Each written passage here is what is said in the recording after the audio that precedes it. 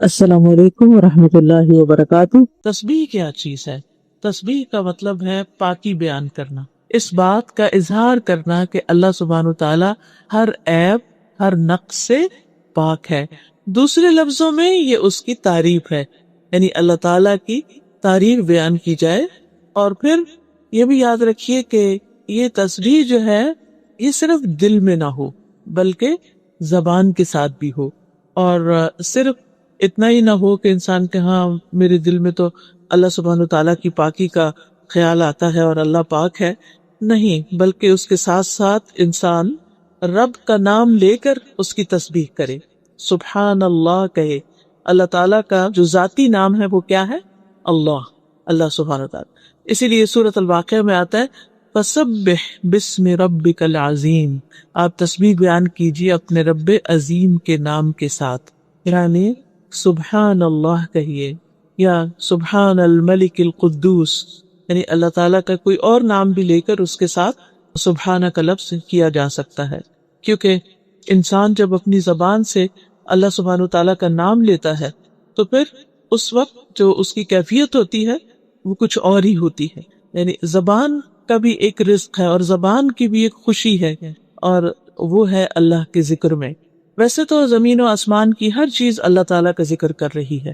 قرآن مجید میں سورۃ الاسراء میں آتا ہے تسبح لہ السماوات السبع والارض ومن فیہن، ساتوں آسمان اور زمین اللہ کی تسبیح کرتے ہیں، یعنی آپ جب دیکھیں آسمان کو تو سوچیں یہ اللہ کی تسبیح کرتا ہے، درختوں کو دیکھیں، پہاڑوں کو دیکھیں، نیچر کو دیکھیں، پھولوں کو دیکھیں، پتوں کو دیکھیں، کسی بھی چیز کو تو سوچا کریں یہ میرے رب کی تسبیح کر رہے ہیں، ستاروں کو دیکھیں، سیاروں کو دیکھیں، اور پھر فرمایا وَإِن مِّن شَيْءٍ إِلَّا يُسَبِّحُ بِحَمْدِهِ، کوئی چیز ایسی نہیں جو اس کی تسبیح نہ کر رہی ہو، اس کی حمد کے ساتھ تعریف بھی کرتی ہے ساتھ، وَلَٰكِن لَّا تَفْقَهُونَ تَسْبِيحَهُمْ، لیکن تم ان کی تسبیح کو سمجھتے نہیں، تم نہیں جانتے کہ یہ کس زبان میں کر رہے ہیں، یہ ان کی تسبیح کرنے کا انداز کیا ہے۔ إِنَّهُ كَانَ حَلِيمًا غَفُورًا۔ پھر اسی طرح آپ دیکھیے کہ اللہ سبحانہ تعالیٰ کی تسبیح جو ہے وہ تمام مخلوق کے رزق کی کنجی بھی ہے۔ حدیث میں آتا ہے اللہ کے نبی نوح علیہ السلام کی وفات کا وقت جب آیا تو انہوں نے اپنے بیٹے سے کہا کہ بیٹا میں تمہیں ایک وصیت کر رہا ہوں، اور وہ وصیت کیا تھی کہ سبحان اللہ و بحمدہ کا ورد کرتے رہنا۔ یہ ہر چیز کی نماز ہے اور اس کے ذریعے مخلوق کو رزق ملتا ہے، یعنی یہ رزق کی کنجی بھی ہے ساری مخلوق کی۔ تو جب ساری مخلوق کے رزق کی کنجی ہے تو ظاہر انسان بھی اس میں شامل لے جاتے ہیں۔ اب یہ جو سبحان اللہ و بحمدہ ہے، یعنی مختصر سا ذکر ہے، اس کو خاص طور پر صبح اور شام پڑھنا جو ہے 100 بار تمام گناہوں کی معافی کا ذریعہ بنتا ہے۔ اور سورۃ النور میں آتا ہے کہ کل قد علم صلاتہ و تسبیحہ، ہر مخلوق جو ہے اس کو اپنی نماز اور تسبیح کا علم ہے کہ اسے نماز کیسے ادا کرنی ہے اور تسبیح کیسے کرنی ہے، تو یہ ان کی تسبیح ہے سبحان اللہ و بحمدہ۔ پھر ہم دیکھتے ہیں کہ فرشتے بھی تسبیح کرتے ہیں۔ جب آدم علیہ السلام کے پیدا ہونے کا ذکر ہوا تو انہوں نے کیا کہا وَنَحْنُ نُسَبِّحُ بِحَمْدِكَ وَنُقَدِّسُ لَكَ، تو جب رسول اللہ صلی اللہ علیہ وسلم سے سوال کیا گیا کہ کون سا کلام افضل ہے تو آپ نے فرمایا جو اللہ تعالیٰ نے اپنے فرشتوں اور اپنے بندوں کے لیے چنا، اور وہ ہے سبحان اللہ و بحمدہ۔ اسی طرح وہ فرشتے جو عرش اٹھائے ہوئے ہیں وہ بھی اللہ کی تسبیح کرتے ہیں، الذین یحملون العرش ومن حولہ، یعنی کچھ فرشتے تو عرش اٹھائے ہوئے اور کچھ فرشتے عرش کے ارد گرد طواف کرتے ہیں، تو وہ بھی کیا کرتے ہیں یسبحون بحمد ربہم، اپنے رب کی حمد کے ساتھ اس کی تسبیح کرتے ہیں۔ قیامت کے دن بھی ایسا ہی ہوگا، وَتَرَى الْمَلَائِكَةَ حَافِّينَ مِنْ حَوْلِ الْعَرْشِ يُسَبِّحُونَ بِحَمْدِ رَبِّهِمْ، آپ دیکھیں گے کہ فرشتے عرش کے گرد حلقہ باندھے ہوئے یعنی پورا سرکل کیے ہوئے ہوں گے اور اس کے ساتھ ساتھ تسبیح پڑھ رہے ہوں گے۔ سوچیے کیا منظر ہوگا اور کیا جلال ہوگا اور کیا رب کی عظمت کا احساس ہوگا اس وقت انسان کو کہ جب اتنی بڑی بڑی مخلوق جو ہے وہ اللہ کی تسبیح کر رہی ہوگی۔ اور یہ اللہ تعالیٰ کا پسندیدہ کلام ہے، اور ہم دیکھتے ہیں کہ نماز کے شروع میں بھی ہم کہتے ہیں سبحانک اللہم و بحمدک وتبارک اسمک وتعالی جدک، پھر اسی طرح ہم نماز کے اندر بھی تسبیح کرتے ہیں۔ رسول اللہ صلی اللہ علیہ وسلم نے فرمایا تم لوگ اللہ کی عظمت کا جو ذکر کرتے ہو یعنی تسبیح، تحلیل لا الہ الا اللہ اور تحمید یعنی الحمدللہ، جسے ہم ان سب کو ایک جملے میں اکٹھا کر لیتے ہیں نا، سبحان اللہ والحمد للہ ولا الہ الا اللہ واللہ اکبر، فرمائے کہ تمہارے یہ کلمات عرش کے گرد چکر لگاتے ہیں. یعنی جب بندہ ان کلمات سے ذکر کرتا ہے تو یہ کلمات اوپر اٹھتے ہیں. قرآن مجید میں اس کا ذکر آتا کہ والکلم الطیب یرفعہ، پاکیزہ کلمات جو ہے انسان کے اعمال کو بھی اوپر لے جاتے ہیں، اور انسان جو ہے وہ اللہ کا ذکر بھی کرتا ہے اور وہ بھی اوپر جاتا ہے. فرمایا ان کلمات کی ایسی بنبناہٹ ہوتی ہے جیسے شہد کی مکھیوں کی بنبناہٹ. وہ کلمات اپنے ذکر کرنے والے، یعنی وہ آوازیں جو ہوتی ہیں، پھر وہ جیسے قرآن میں آتا ہے نا فَاذْكُرُونِي أَذْكُرْكُمْ، کہ جب ہم ذکر کرتے ہیں تو ہمارا ذکر اوپر اٹھتا ہے، اور جب وہ اوپر اٹھتا ہے تو پھر اللہ سبحانہ وتعالیٰ ہمیں یاد کرتے ہیں. فرمایا کیا تم میں سے کوئی نہیں چاہتا کہ اس کے لیے کوئی ایسا ہو یا ہمیشہ اس کی یاد دلائی جاتی رہے؟ یعنی تم یہ نہیں چاہتے کہ تمہاری یاد ہر وقت دلائی جاتی رہے، یعنی اللہ کے ہاں تمہارا ذکر ہوتا رہے؟ تو وہ اسی صورت میں ہو سکتا ہے جب انسان ہر وقت تسبیح پڑھتا رہے. یعنی کام کاج کے دوران اٹھتے بیٹھتے چلتے پھرتے کچھ مشکل نہیں، جیسے حدیث میں آتا کلمتان حبیبتان الی الرحمن خفیفتان علی اللسان ثقیلتان فی المیزان سبحان اللہ وبحمدہ سبحان اللہ العظیم. یہ پورا بھی پڑھ سکتے ہیں، اس کو آدھا بھی پڑھ سکتے ہیں کہ دو کلمے جو اللہ کے یہاں بڑے ہی محبوب ہیں، میزان میں بہت بھاری ہے، زبان پہ بہت ہلکے ہیں، اور وہ سبحان اللہ وبحمدہ سبحان اللہ العظیم. پھر اسی طرح یہ کلمات جو یہ تسبیح، یہ پریشانی اور خوف کو بھی دور کرنے والی. نبی صلی اللہ علیہ وسلم نے فرمایا جو شخص رات سے خوف کھائے، یعنی رات کا اندھیرا اس کو ڈرائے. بعض لوگ اکیلے رہتے ہیں، جو رات ہوتی ہے، جیسے موسم آتا ہے، سن لائٹ کم ہو جاتی، دن بہت چھوٹے ہوتے ہیں، تو عجیب طرح کا ڈپریشن بعض لوگوں کو ہونے لگتا ہے، یہ گھبراہٹ ہونے لگتی. فرمائے کہ جو رات سے خوف کھائے کہ وہ اسے پریشان کرے گی، یا مال خرچ کرنے سے بخل کرے، یا دشمن سے مقابلہ کرنے سے ڈرے، تو وہ اس قول کی کثرت کر دے سبحان اللہ وبحمدہ سبحان اللہ وبحمدہ، یعنی پڑھتا رہے، کیونکہ یہ اللہ کے نزدیک سونے کا پہاڑ اللہ کے راستے میں خرچ کرنے سے زیادہ محبوب ہے. اتنی ہم میں سے کس کے پاس سکت کہ وہ ایک پہاڑ اللہ کے راستے میں سونے کا صدقہ کرے؟ تو جب انسان اتنا نہیں کر سکتا تو پھر یہ تسبیح کرتا رہے تو یہ اس کے برابر ہوگی. پھر ہر روز انسان کے جسم پر صدقہ واجب ہوتا ہے. حدیث میں آتا ہے کہ ہر روز انسان جب صبح کرتا ہے تو اس کے 360 جوڑوں پر صدقہ واجب ہوتا ہے، اور ہر روز جان کے یہ صدقہ دینا ہوتا ہے انسان. تو لوگوں کا کہ ہمارے پاس اتنا مال نہیں کہ ہم اتنا صدقہ کر سکیں، تو اس پر آپ نے فرمایا کہ سبحان اللہ کہنا جو ہے یہ بھی صدقہ ہے، الحمدللہ کہنا بھی صدقہ ہے، لا الہ الا اللہ کہنا بھی صدقہ ہے، اللہ اکبر کہنا بھی صدقہ ہے، نیکی کا حکم دینا بھی صدقہ ہے، برائی سے روکنا بھی صدقہ ہے. تو یہ ساری چیزیں کیا ہیں؟ صدقہ بھی شمار ہوتی. پھر اسی طرح یہ کہ انسان کو نیکیاں ملتی ہیں، گناہ مٹتے ہیں، اور خاص طور پر یہ سبحان اللہ وبحمدہ دن میں اگر 100 بار انسان پڑھتا ہے تو اس کے گناہ معاف کر دیے جاتے ہیں، خواہ وہ سمندر کی جھاگ برابر ہی کیوں نہ ہو. پھر اسی طرح الحمدللہ کہنا میزان کو بھر دیتا ہے، اور سبحان اللہ الحمدللہ ملا کر کہا جائے زمین آسمان کے درمیان کی فضا بھر جاتی ہے. پھر اسی طرح صبح کے وقت خاص طور پر سبحان اللہ وبحمدہ عدد خلقہ ورضا نفسہ وزنۃ عرشہ ومداد کلماتہ، یہ اگر انسان 3 دفعہ پڑھتا ہے تو یہ بہت سے کلمات پر اور بہت سارے ذکر کے اوپر بھاری ہیں. پھر اسی طرح تسبیحات جو ہیں یہ آگ سے بچاؤ کا ذریعہ بھی ہیں، یعنی آخرت میں، اور یہ جنت میں درخت لگانے کا ذریعہ بھی ہے. تسبیحات جو انسان تسبیح کرتا ہے اس کے لیے جنت میں کھجور کا درخت لگا دیا جاتا ہے. یاد رکھیے کہ جنت وہ گھر ہے کہ جس کی زمین اللہ نے سب کے حصے میں رکھی، سب بنو آدم کی، اور جہنم کی زمین سب کے لیے رکھی. تو کچھ لوگوں نے اپنی جنت کی زمین آباد کر لی اور کچھ نے اپنی جہنم کی کر لی. تو جیسے میں نے عرض کیا کہ جنت کے 100 درجے ہیں، اور پھر وہاں بھی انسان کے اعمال کے مطابق ہی ڈیکوریشن اور اس کی خوبصورتی اور اس کا حسن اور اس کے درجوں کی بلندی ہوگی. تو اس لیے انسان کو حریص ہونا چاہیے کہ اپنی زبان کو اللہ کے ذکر سے تر رکھے. اور پھر خاص طور پر اللہ تعالیٰ نے حکم بھی دیا ہے، اور خصوصاً صبح و شام کے اوقات میں، دن میں اگر بہت کام کاج ہو یا ایسی آپ کی مصروفیت ہو کہ جس میں آپ ٹریک نہیں رکھ سکتے، لیکن صبح اور شام میں ضرور انسان وقت نکالے، تھوڑی دیر بیٹھ کر اللہ کا ذکر کرے. اگر بیٹھا نہ جائے تو کام کاج کرتے ہوئے بھی کیا جا سکتا ہے، خاص طور پر جب سورج طلوع ہو رہا ہو. پھر اسی طرح نماز کے آغاز میں، رکوع اور سجدے میں آپ صلی اللہ علیہ وسلم نے سبحان ربی الاعلیٰ اسی آیت کے بعد بتایا تھا کہ سجدے میں یہ شامل کر لیا جائے. اور آپ دیکھیے کہ جب ہم سجدہ کرتے ہیں نا تو بالکل عاجزی کی ہماری کیفیت ہوتی ہے نا، کہ بالکل اللہ کے حضور جھکے ہوئے ہوتے ہیں، اور اس وقت ہم زبان سے کیا نکال رہے ہوتے ہیں؟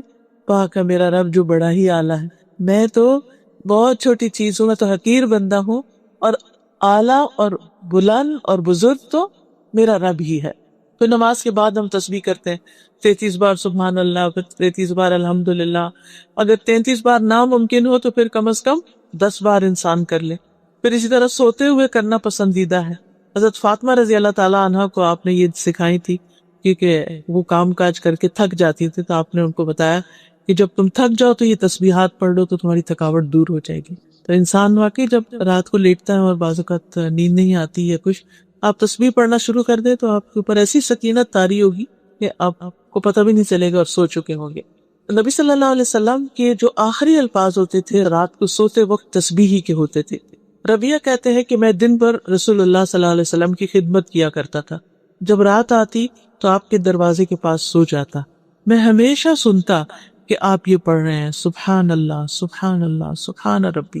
میں تھک جاتا، میری آنکھوں پہ نیند غالب آتی، لیکن آپ یہ تسبیح پڑھ رہے ہوتے تھے۔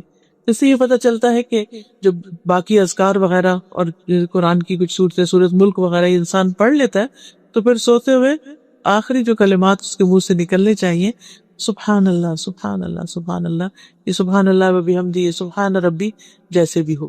اسی طرح رسول اللہ صلی اللہ علیہ وسلم جب قرآن پڑھتے تھے تو جب کوئی خوف والی جہنم والی آیت آتی تو اللہ کی پناہ مانگتے، رحمت والی آیت آتی تو اللہ کی رحمت مانگتے، اور جب ایسی آیت سے گزرتے جس میں اللہ کی تسبیح بیان کی گئی تو آپ بھی سبحان اللہ کہتے۔ خاص طور پر آپ دیکھیں مسبحات جو ہیں آخری پاروں میں جو صورتیں ہیں جس میں سبح للہ ما فی السماوات و ما فی الارض ریپیٹڈلی آتا ہے، تو جب آپ پڑھیں تو رک کے آپ بھی اس وقت تسبیح کریں سبحان ربی الاعلی یا سبحان اللہ۔ اسی طرح بجلی کی کڑک سن کر، اور ویسے بغیر موقع کے بھی انسان اس کو پڑھ سکتا ہے، کیونکہ انسان کی رنج، غم، دکھ، پریشانیاں، رزق کی تنگی، ان سب چیزوں کا ایک طرح سے علاج ہے۔ تو فرمایا سبح اسم ربک الاعلی، کون ہے تمہارا رب؟ الذی خلق فسوی، جس نے پیدا کیا اور پھر درست بنایا، یعنی انسان کو اس طرح اس کو ہموار بنایا کہ اگر یہ اوپر کی سکن نہ ہوتی اور یہ پیڈنگ نہ ہوتی ہماری تو پھر ہر انسان کے لیے دوسرے کو چپتی ہی رہتی، اور انسان کے لیے دیکھنے میں بھی تکلیف دہ ہوتا اور ساتھ رہنے کے اعتبار سے، یعنی ہم جو لائف کو اتنا انجوائے کر رہے ہیں یہ اس وجہ سے کہ اللہ سبحانہ وتعالیٰ نے ہمیں بالکل پرفیکٹ درست بنایا اور بہت سموتھ بنایا۔ والذی قدر فہدی، وہ جس نے اندازہ ٹھہرایا، تقدیر مقرر کی، پھر ہدایت بخشی۔ والذی اخرج المرعی، جس نے چارہ اگایا، یعنی صرف انسان کے لیے نہیں بلکہ ساری مخلوقات کے لیے رزق پیدا کیا۔ تو نبی صلی اللہ علیہ وسلم کو خطاب ہے سنقرئک فلا تنسیٰ۔ ہوتا یہ تھا کہ آپ صلی اللہ علیہ وسلم پر جو وحی نازل ہوتی تو آپ کو یاد رکھنی ہوتی تھی، تو آپ کو فکر ہو جاتی تھی کہ پتہ نہیں مجھے یاد رہے گی یا نہیں، تو وہ سننے کے ساتھ ساتھ پڑھنے لگتے تھے۔ تو اللہ تعالیٰ نے فرمایا کہ نہیں، جب ہم پڑھ رہے ہو یعنی فرشتہ آپ کو سنا رہا ہو تو اس وقت آپ خاموشی اختیار کر کے صرف سننے پر فوکس کریں۔ اسی لیے جب کبھی آپ کو امام کے ساتھ نماز پڑھنے کی کسی مسجد وغیرہ میں کبھی تراویح یا کہیں موقع ملے تو خاموشی سے پیچھے سے قرات سننی چاہیے، کیونکہ ہوتا یہ جیسے بہت سے لوگوں کو سورۃ یاسین یاد ہوتی ہے، یہ سورۃ الملک، تو جو ہی امام تراویح پڑھتے پڑھتے اس سورت میں آتا ہے سارے لوگ پیچھے پڑھنا شروع کر دیتے، تو اس سے امام کی نماز میں خلل ہو سکتا۔ تو چاہے ہمیں آتا ہو یا نہ آتا ہو، جب امام قرات کر رہا ہو تو ہمارا فرض ہے کہ ہم اس قرات کو سنیں۔ الا ما شاء اللہ انہ یعلم الجہر وما یخفی، مگر جو اللہ چاہے ہم ضرور آپ کو پڑھائیں گے، پھر آپ نہیں بھولیں گے، یعنی آپ بے فکر ہو جائیں۔ اللہ سبحانہ وتعالیٰ نے جو ذمہ داری آپ پر ڈالی ہے لوگوں تک یہ کلام پہنچانے کی، تو پھر وہی آپ کی حفاظت کرے گا اور آپ کو یہ سکھا دے گا۔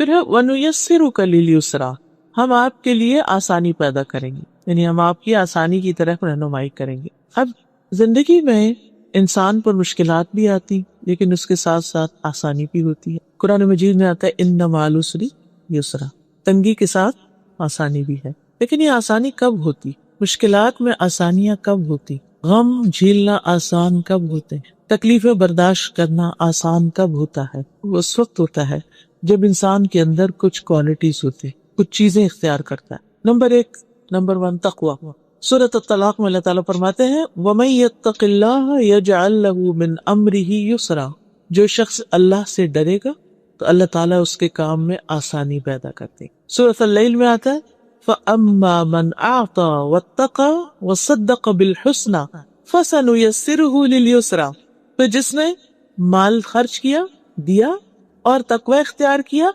اور نیکی کی باتوں کی، بھلائی کی باتوں کی تصدیق کی تو ہم اسے آسان راستے پر چلنے کی سہولت دیں گے، یعنی اس کے لیے ہم آسانیاں پیدا کر دیں. اسی طرح جو شخص کسی دوسرے کے لیے آسانی پیدا کرتا ہے اللہ تعالیٰ اس کے لیے آسانیاں کر دیتے. ایک شخص تھا بنی اسرائیل میں، وہ لوگوں کو قرض دیا کرتا تھا اور اس نے اپنے غلام کو کہہ رکھا تھا کہ اگر کوئی شخص آئے اور نہ ادا کر سکے تو اس پہ سختی نہیں کرنا، اس کو ڈیل دے دینا، مہلت دے دینا، اور اگر کوئی ایسا جو دے ہی نہیں سکتا واپس تو اس کو معاف کر دینا ہے. اس کے اس طرز عمل، اس اخلاق کی وجہ سے اللہ سبحانہ وتعالیٰ نے اس کو بخش دیا، اس کے لیے آسانی فرما دی. اور ویسے بھی حدیث ہے، نبی صلی اللہ علیہ وسلم فرمایا جس نے کسی مومن سے دنیا کی تکلیفوں میں سے کسی تکلیف کو دور کیا اللہ تعالیٰ اس سے قیامت کے دن کی تکلیفوں میں سے کسی تکلیف کو دور کر دے گا. اس اعتبار سے میں دیکھتی ہوں کہ ڈاکٹرز کا پیشہ جو ہے یہ بہت ہی اجر و ثواب والا ہے اور بہت اس اعتبار سے فائدے والا ہے کہ وہ دوسروں کے دکھ درد دور کرنے کا ذریعہ بنتے ہیں. ایسے محنت ہوتی ہے، مشقت ہوتی ہے، اور بعض اوقات اس محنت کی وجہ سے اور اس تکلیف اور اپنے آپ کو تکانے کی وجہ سے پریشان بھی ہو جاتا ہے. لیکن اگر انسان اپنی نیت یہ رکھے اپنے کام پر جاتے ہوئے کہ میں جا رہا ہوں تاکہ اللہ میرے ذریعے لوگوں کے دکھ درد دور کرے، تو انشاءاللہ اللہ سبحانہ وتعالیٰ اس نیت کی وجہ سے، ٹھیک ہے وہ اس کی جاب ہے، وہ اس کا کام ہے، لیکن نیت کے بغیر ہے، اس میں بھی فائدہ ہے. اور وہ فائدہ کیا ہے؟ دنیا کا فائدہ. لیکن جب انسان اس نیت سے جاتا ہے کہ میں دوسروں کا دکھ دور کروں، تو آپ دیکھیے کہ اس کے کام کی کوالٹی بھی بڑھ جائے گی. وہ کام کر کے چاہے وہ تھکا ہو، اس کے اندر ایک خوشی کا بھی احساس ہوگا کہ میں نے کسی کا دکھ دور کیا، اور پھر اجر ہی اجر ہے، اور اللہ سبحانہ وتعالیٰ اس کے بدلے اس انسان کے دکھ دور کرے گا. اور پھر جس نے کسی تنگ دست پہ آسانی کی اللہ اس پر دنیا اور آخرت میں آسانی کرے گا. اور یہ تنگی بعض اوقات ایسا بھی ہوتا ہے نا کہ جیسے کوئی ہمارے ساتھ بیٹھا ہے تو وہ بےچارا صحیح سے بیٹھ نہیں پا رہا، ہم تھوڑا سا سمٹ جائیں، ہم تھوڑی سی جگہ بنا دیں اس کے لیے. کوئی بزرگ ہے اپنی چیز اٹھا نہیں سکتا، اس کی چیز اٹھا لیں. کوئی کسی طرح، بعض لوگ خود کھا نہیں سکتے، آپ بزرگ ہو جاتے ہیں ان کو فیڈ کر رہے ہیں، بچوں کی آپ مدد کر رہے ہیں، کسی بھی اعتبار سے. تو اپنے گھر کے کام کاج میں بھی اگر آپ لگے ہوئے ہیں تو ان کو خوشی سے کیجئے کہ میں ان کی تکلیف دور کر رہی ہوں، اللہ تعالیٰ میری تکلیف کو دور کرے گا. اور جس نے کسی مسلمان کی پردہ پوشی کی اللہ تعالیٰ اس کی دنیا اور آخرت میں پردہ پوشی کرے گا. اللہ تعالیٰ اس وقت تک بندے کی مدد میں ہوتے ہیں جب تک بندہ اپنے بھائی کی مدد میں لگا ہوا ہوتا ہے. جو کسی کی مدد کرتا رہتا ہے اللہ تعالیٰ کی طرف سے اس کے لیے مدد آتی ہے. اور پھر انسان کو دعا بھی کرنی چاہیے آسانیوں کے لیے. جیسے موسیٰ علیہ السلام پر جب نبوت کا بار ڈالا گیا تو انہوں نے کیا کہا؟ قال رب اشرح لی صدری ویسر لی امری، اللہ میرا سینہ کھول دے اور میرا کام آسان کر دے. اور یہ سینہ کھولنے کا مطلب صرف یہ نہیں ہوتا کہ ہمارا حافظہ اچھا ہو جائے، اس کا مطلب یہ ہوتا ہے کہ ہمارا دل بڑا ہو جائے. یعنی کہ جو دل کی گھٹن اور تنگی اور بخل یہ چیزیں ختم ہو جائیں. تو وہ جب دل کھلتا ہے نا اور دل میں وسعت آتی، انسان لوگوں کی بڑی بڑی باتوں کو معاف کر دیتا ہے، انسان دوسروں کی جگہ اپنے آپ کو رکھ کے دیکھتا ہے، انسان کی سوچ میں بھی وسعت آتی ہے اور چھوٹی چھوٹی چیزیں اس کو پریشان نہیں کرتی. تو یہ دعا صرف اس وقت نہیں پڑھنی چاہیے جب ہم کوئی لیکچر دے رہے ہوں یا ہم صرف کوئی کتاب پڑھ رہے ہوں یا کوئی ایگزام ہو یا بچوں کو بتائیں، بلکہ عام زندگی میں بھی اس کو پڑھنا چاہیے کہ اللہ تعالیٰ میرا سینہ وسیع کر دے. یعنی جب دل بڑا ہوتا ہے نا تو انسان دوسروں کے دکھ درد بھی سن لیتا ہے، ان کے ساتھ ہمدردی بھی کر لیتا ہے، اور ان کی بہت سی زیادتیوں کو بھی، وہ اتنا بڑا ہے کہ بس پھینکتے جاؤ، اندر پھینکتے جاؤ جیسے کوئی چیز گم ہو جائے، نظر ہی نہ آئے. تو ایسا شخص اپنے دل پہ کوئی چیز ایسی نہیں رکھتا کہ جو اس کے لیے یا دوسروں کے لیے پھر تکلیف کا باعث ہو. پھر وَسَنُيَسِّرُكَ لِلْيُسْرَىٰ فَذَكِّرْ إِن نَّفَعَتِ الذِّكْرَىٰ سَيَذَّكَّرُ مَن يَخْشَىٰ وَيَتَجَنَّبُهَا الْأَشْقَىٰ. آپ نصیحت کیجئے اگر نصیحت فائدہ دے. نبی صلی اللہ علیہ وسلم کو خطاب ہے کہ اگر لوگ سننا چاہیں، قبول کریں تو آپ ان کو بتائیے، کیونکہ سورۃ الذاریات میں آتا ہے وَذَكِّرْ فَإِنَّ الذِّكْرَىٰ تنفع المؤمنین. آپ نصیحت کرتے رہیے کیونکہ نصیحت مومنوں کو فائدہ دیتی ہے. اور آپ نے دیکھا ہوگا کہ بعض اوقات ہم جیسے اپنے ہی بچوں کو کوئی بات کہتے ہیں تو اس وقت وہ لگتا ہے انہوں نے سنی نہیں یا وہ سننا نہیں چاہ رہا، لیکن اگر ہم نہ کہیں ان کو تو اس کو بھی وہ مس کرتے اور اس کا ہمیں اندازہ نہیں ہوتا. ایک دفعہ ایسے میں نے غصے میں آ کے اپنے بیٹے سے کہا کہ اب میں اس کے بعد تمہیں نہیں کہوں گی. تو اس نے کہا نہیں نہیں آپ مجھے کہتی رہیں گی, کیپ ٹیلنگ می. تو اس سے مجھے احساس ہوا کہ ہاں ہمیں فیڈ اپ نہیں ہونا چاہیے, چاہے لینے والا بہت ریسیپٹیو نہ بھی ہو یا توجہ نہ کرے, ہوں کر کے لگے جیسے سنا کچھ نہیں. تو ہم نے دیکھو کہ ہم سب کے ساتھ بھی ایسا ہے نا کہ جب ہم چھوٹے تھے تو ہمارے ماں باپ ہمیں کئی باتیں کہتے تھے جو ہمیں سمجھ نہیں آتی تھی, اور اس وقت تو ان کا فائدہ نہیں ہوا یا ہم نے اٹھایا نہیں ان باتوں سے, لیکن بڑے ہو کے پھر ہمیں یاد فلاں موقع پر مجھے یہ نصیحت کی گئی تھی, فلاں موقع پر یہ بات کہی گئی تھی. تو زندگی میں کہیں نہ کہیں کسی نہ کسی موقع پر فائدہ دیتی ہے. اس لیے اگر آپ کے پاس کوئی بھی اچھی بات ہے کسی کو بتانے کے لیے تو اس کو بتاتے رہیے. ہو سکتا ہے اس وقت وہ شخص ویلیو نہ کرے لیکن بعد میں اس کو سمجھ آ جائے. رسول اللہ صلی اللہ علیہ وسلم نے فرمایا مومن اس حال میں پیدا کیا گیا ہے کہ وہ آزمائش میں مبتلا ہونے والا, توبہ کرنے والا, بھولنے والا ہوتا ہے, لیکن جب اسے نصیحت کی جاتی ہے تو قبول کر لیتا ہے, مان جاتا ہے. پھر اسی طرح نبی صلی اللہ علیہ وسلم کو یہ بھی حکم دیا گیا تھا فذکر بالقرآن من یخاف وعید, قرآن کے ساتھ اس شخص کو نصیحت کیجیے جو میرے عذاب سے ڈرتا. نصیحت کس کو فائدہ نہیں دیتی؟ عموماً اس کو جس کا دل غافل ہو یا جو اس سے منہ موڑ جائے یا جو اس کا انکار کرے. عبداللہ بن مسعود کہتے ہیں کہ رسول اللہ صلی اللہ علیہ وسلم نے فرمایا اللہ تعالیٰ کو سب سے زیادہ ناپسندیدہ بات یہ لگتی ہے کہ ایک آدمی دوسرے سے کہے کہ اللہ سے ڈرو اور وہ آگے سے جواب دے کہ تم اپنی فکر کرو.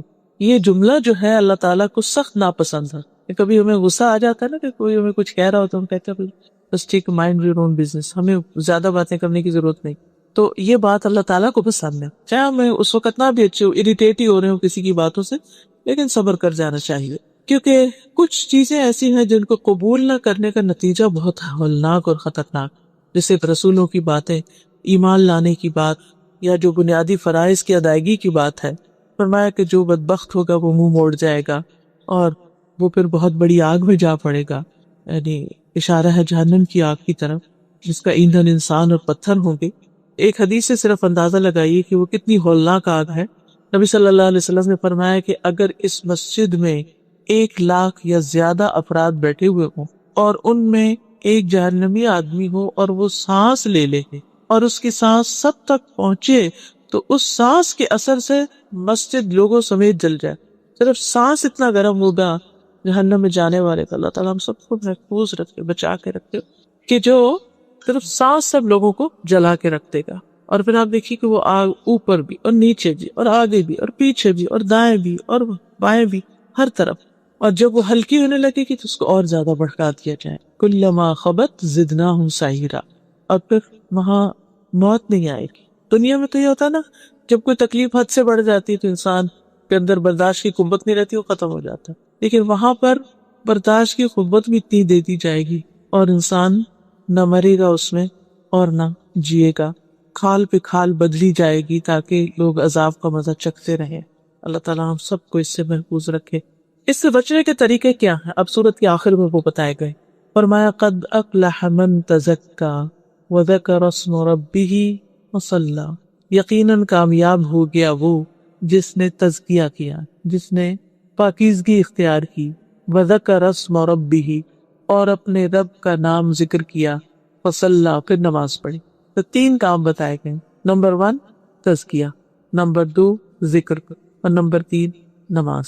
یہ 3 چیزیں ہمیں اپنی زندگی میں لازم پکڑ لینی چاہیے اللہ کے ہاں کامیاب ہونے کے لیے. سب سے پہلی چیز جو ہے وہ تزکیہ. عربی زبان میں تزکیہ کہتے ہیں. تزکیہ کے اندر 2 چیزیں, ایک ہے تخلیہ اور ایک ہے تحلیہ. تخلیہ کا مطلب ہوتا ہے کسی چیز کو خالی کرنا, صاف کرنا. جیسے مثال کے طور پر جب آپ اپنے برتن ڈش واشر میں ڈالنے لگتے ہیں تو پہلے کیا کرتے ہیں, خالی کرتے ہیں, ان کو رنس کرتے ہیں اور پھر اس کو اندر رکھتے ہیں. تو پھر اس میں آپ سوپ وغیرہ ڈالتے ہیں جو بھی, اور وہ پھر اس کو دھوتا ہے اور وہ چمکا دیتے ہیں, صاف ستھرے ہو جاتے ہیں. تو یہی تزکیہ کا عمل ہے کہ انسان اپنے نفس کا تزکیہ 2 طریقوں سے کرے. نمبر 1 کہ اس کے اندر جو بھی کوئی ال فیلنگز ہیں کسی کے لیے, یہ شیطانی وسوسے ہیں یا اللہ کے بارے میں ایمان یا توکل میں کمی ہے, تو ان چیزوں کو باہر نکالے, اس شک کو اور شہوات اور شبہات اور خواہشات کو. اور پھر دوسرا یہ کہ اس کے اندر اپنے دل کو مزین کرے, دل کو خوبصورت بنائے، بیوٹیفائی کرے، اور وہ ہوتا ہے ایمان سے، تقوی سے، اللہ کے توکل سے، اللہ پر توکل کرنے سے، یعنی وہ چیزیں جو اللہ تعالیٰ کو ہم سے چاہیے وہ ہم اپنے دل میں رکھیں، اور اس کی روشنی ایسی ہو کہ کوئی بھی شیطان کا وسوسہ ہے تو وہ اس کو ختم کر کے رکھ دے۔ تو یہ تزکیہ کا عمل جو ہے یہ انسان زندگی بھر جاری رکھتا ہے۔ تزکیہ دل کا بھی ہوتا ہے، تزکیہ زبان کا بھی ہوتا ہے کہ زبان سے انسان ایسے الفاظ اور ایسے باتیں کرنا چھوڑ دے کہ جو دوسروں کے لیے تکلیف اور اذیت کا باعث ہو۔ پھر اسی طرح انسان اپنی ظاہری زندگی میں بھی طہارت کا اہتمام کرے، پاکیزگی کا، اپنے لباس، اپنے جسم، اپنے رہنے سہنے کی جگہ، اپنے ہر چیز کے اندر صفائی ستھرائی کا اہتمام کرے، کیونکہ ان اللہ یحب التوابین ویحب المتطہرین۔ دوسری چیز یہ ہے وذکر اسم ربہ، اپنے رب کا نام لے، اپنے رب کا ذکر کرے۔ تو ذکر میں دعا بھی آتی ہے، تسبیح بھی آتی ہے، نماز بھی آتی ہے، قرآن بھی آتا ہے۔ سب سے پہلی چیز تو دعا ہے، چھوٹی چھوٹی چیز جو ہے اس میں انسان اللہ سبحانہ وتعالیٰ کی طرف رجوع کرے اور اللہ کی طرف راغب ہو اور اس سے دعا کرے کہ یا اللہ تو میرا تزکیہ کر دے، تو مجھے پاک کر دے، تو مجھے اپنے محبوب بندوں میں شامل کر لے۔ پھر اسی طرح اس میں ذکر اور تزکیہ دونوں میں پھر کیا آتا ہے کہ انسان جو عمل بھی کرے چھپا کے کرے، یعنی ریاکاری سے بچے۔ امام غزالی کی کتاب احیاء علوم الدین میں وہ فضیل بن ایاز کا ایک کوٹیشن لکھتے ہیں کہ جدید دور کی ریاکاری، یا دیکھیے کہ وہ 1000 سال پہلے کی بات ہے، اس وقت کہتے ہیں جدید دور کی ریاکاری، کہتے ہیں پہلے لوگ تو ان کاموں کو دکھاتے تھے، شو آف کرتے تھے جو انہوں نے کیے ہوتے تھے، اور اب کے دور میں لوگ ان چیزوں کا شو آف کرتے جو انہوں نے کیا نہیں ہوتا۔ تو ان کا اگر آج امام غزالی ہوں تو وہ کیا کہیں کہ تو اس میں آپ دیکھیے کہ یہ چیز تزکیے کے منافی ہے کہ انسان اول تو یہ کہ کچھ کرنے میں سستی کرے، اور اگر تھوڑا بہت کرے تو اس کا اشتہار بہت دے، اور پھر ان چیزوں کو بھی اپنے ذمہ لے لے، اپنے آپ کو کریڈٹ دے ان چیزوں کا جو اس نے سرے سے کیا ہی نہیں۔ پھر اسی طرح تزکیہ میں فائدہ دیتا ہے موت کو یاد رکھنا۔ انسان جب اپنے آخری گھر، اپنی منزل، اپنی کل کی زندگی کو دیکھتا ہے تو مسلسل کوشش کرتا ہے۔ آج کل آپ سب دیکھ رہے ہوں گے ہر طرف سوشل میڈیا کے اوپر جنید جمشید کی لائف کے اوپر چھوٹے چھوٹے ویڈیو کلپس، اس کے بیان، اس کی مختلف چیزیں، اس کی تصویریں، اس کی پہلی تصویریں، اس کے بعد کی تصویریں۔ تو آج ہی صبح میری بیٹی نے کویسچن مجھے لکھا کہ ماما وائی پیپل لو ہم سو مچ، اور اتنا زیادہ اس کا ہر کوئی رو رہا ہے۔ پاکستان سے لکھا اس نے مجھے، ہر کوئی رو رہا ہے، کیا وجہ؟ میں نے کہا بیٹا دیکھو کہ اس نے دنیا میں انسان جو ڈریم کرتا ہے نا، نیم ہو، فیم ہو، اس کے پاس سب کچھ ہو، اتنا کچھ اس کے پاس تھا، اس نے وہ سب چھوڑ کے اپنی آخرت کے لیے ایک ٹوٹلی اپوزٹ لائف سٹائل اختیار کر لیا۔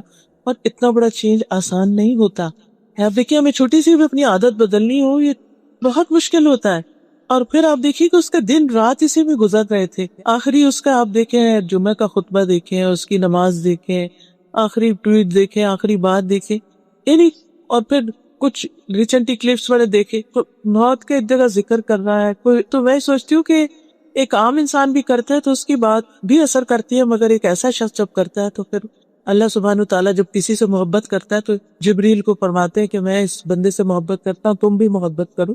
تو بہرحال انسان تزکیہ تبھی کر سکتا ہے جب وہ موت کو یاد رکھتا ہے۔ میرے پاس جو کچھ بھی وہ سبھی چھوڑ جانا، تو کیوں نہ انسان اپنے ہاتھ سے دے، کیوں نہ انسان ایسی چیزوں کو چھوڑ دے جو اس کی آخرت کے لیے نقصان دہ ہے۔ تو جتنا زیادہ آخرت کا یقین ہوتا ہے اتنا ہی تزکیہ کا عمل تیز ہو جاتا ہے۔ پھر اسی طرح جتنی زیادہ اللہ تعالیٰ سے محبت ہوتی ہے، معرفت ہوتی ہے، اتنا ہی تزکیہ زیادہ ہوتا جاتا ہے۔ تو اللہ کے نام کا ورد جو ہے وہ بھی تزکیہ میں مدد دیتا ہے۔ پھر اچھے دوستوں کی صحبت، اچھی کمپنی جس میں انسان نہ غیبت کرے نہ کرے۔ ایک اور چیز اس کے بارے میں جنید جمشید کے بارے میں آپ نے سنی ہوگی کہ اتنے اچھے اخلاق کا تھا کہ کبھی کسی محفل میں بیٹھ کے کسی کی غیبت وغیرہ نہیں کرتا تھا، نہ کسی کی برائی، نہ کچھ، نہ بلا وجہ کسی کو کریٹیسائز کرنا۔ ہم دیکھو بہت سے بعض اوقات ریلیجیس اسکالرز بھی اس میں آ جاتے ہیں کہ کبھی کسی کے اوپر تنقید شروع کر دی، کبھی کسی پہ، لیکن ہمیشہ ہر ایک کی تعریف اور ہر ایک کے بارے میں اچھے۔ میں کہتی ہوں انسان کا کیا جاتا ہے اگر وہ کسی پہ تنقید کرنے کی بجائے اس کی تعریف شروع کر دے، اور جب آپ ایسا شروع کر دیتے تو آپ کا اپنا ہی دل خوش ہو جاتا ہے، کیونکہ آپ کو پھر خوبیاں نظر آنا شروع ہو جاتی ہیں۔ تو اچھے دوستوں کی کمپنی، اچھے لوگوں کے ساتھ اٹھنا بیٹھنا کہ جو لوگوں کی غیبت نہ کریں، برائی نہ کریں، ان پہ تنقید نہ کریں، یہ انسان کے ایمان کو بھی بڑھاتا ہے اور انسان کا تزکیہ بھی کرتا ہے۔ پھر اسی طرح انسان اپنے دوست کے دین پر ہوتا ہے، انسان اپنے دوست کے دین پر ہوتا ہے، تو ہر شخص کو یہ دیکھنا چاہیے کہ اس کی دوستی کن لوگوں سے ہے، وہ اس کو کس طرف لے کر جا رہے ہیں۔ اور نیک صالح ساتھی جو ہے اس کی مثال کستوری والے کی طرح ہے جو مسک بیچتا ہے، اگر وہ تمہیں نہ بھی دے تو اس کی خوشبو تو تمہیں ضروری ملے گی۔ پھر اسی طرح قرآن سے گہرا تعلق، یہ بھی انسان کا تزکیہ کرتا ہے، کیونکہ قرآن انسان کے لیے شفا بھی ہے اور اس کے لیے پاکیزگی کا ذریعہ بھی ہے۔ پھر شعور کے ساتھ نماز پڑھنا، نمازوں میں اللہ کو یاد کرنا، اللہ کا ذکر کرنا، اور ذکر اسم ربہ فصلی، تو دعا، تسبیح، نماز، قرآن کی تلاوت، یہ سب کیا ہیں؟ ذکر ہی کی قسم ہے، اور یہ سب تزکیہ میں مدد دیتے ہیں۔ فصلی، پھر خاص طور پر نماز، کیونکہ نماز جو ہے وہ انسان کے گناہوں کو معاف کرنے کا ذریعہ ہے، انسان کے اللہ سے ملاقات ہے۔ بیسیکلی نماز میں انسان اللہ سبحانہ تعالیٰ کے سامنے ہوتا ہے۔ حدیث میں آتا ہے کہ جب بندہ نماز کے لیے کھڑا ہوتا ہے تو وہ اللہ کے چہرے کی طرف ہوتا ہے، یعنی، اور اگر یہ انسان کو احساس ہو جائے نا نماز میں کہ میں اللہ کے سامنے کھڑا ہوں، تو اس کی کیفیت ہی بدل جائے گی، اس کا احساس ہی بدل جائے گا۔ بہت سے لوگ پوچھتے ہیں نماز میں کیسے خوشبو لائیں؟ بس یہ سوچنے کی ضرورت ہے کہ ہم کھڑے کس کے آگے، بات کس سے کر رہے ہیں اور مناجات کس سے کر رہے ہیں۔ بل تؤثرون الحیات الدنیا والآخرۃ خیر وابقی، بلکہ تم دنیا کی زندگی کو ترجیح دیتے ہو، یعنی یہ تین کام کرنا چھوڑ کر صرف دنیا کے ہو جاتے ہو۔ والآخرۃ خیر وابقی، حالانکہ آخرت بہتر ہے اور باقی رہنے والی ہے۔